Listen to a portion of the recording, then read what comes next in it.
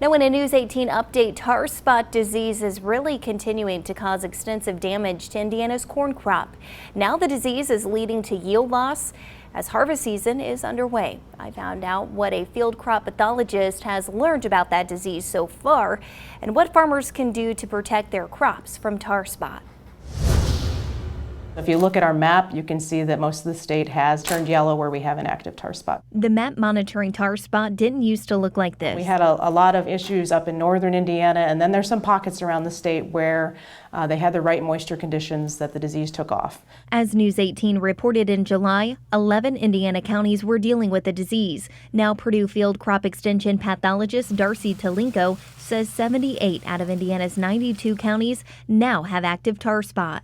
And the USDA was forecasting record-breaking yields for corn and soybeans, but as far as for corn, tar spot, you think that's going to have an effect on that? Yes, so tar spot will significantly, I think it's going to have a big impact on what happens here in particularly northern Indiana and those pockets.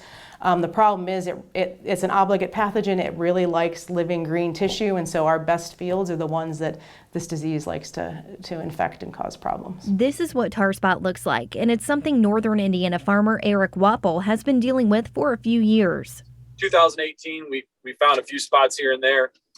19 was the first year we started doing things about it, trying to figure it out. And then last year was it wasn't a perfect weather event year. We had it widespread last year. It didn't affect us near as much as this year. This year, it was just like a freight train, just plowed on through. Talinko says it's a fairly new disease, but from what she's seen so far, rotation and tillage really aren't helping reduce the disease for future seasons. It may help reduce the initial start, but what we're seeing is it could have been soybeans last year, and the field may have had tar spot 2 years ago, and it's still really bad this year. Once you identify tar spot, Talinko says it's important to keep field records of what the disease looks like. But most importantly, I would say, if it was my farm, I'd be going out and looking at how did the different hybrids on your farm react to the disease. And that's exactly what Wapple has done. We're seeing a huge difference in hybrids this year as far as how long they stayed alive, how they fought the tar spot off. One thing Talinko says they've learned from this year's outbreak is timing for fungicide applications was critical. This year probably we needed to go out with fungicides earlier at the late vegetative stages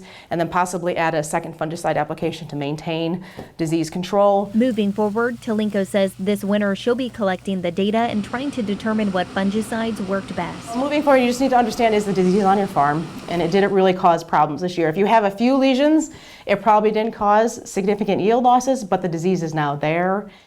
Now, since tar spot can survive in residue from previous years, Talinko says it is important to keep track of your field history. And then she also encourages farmers to download the Tar Spotter app.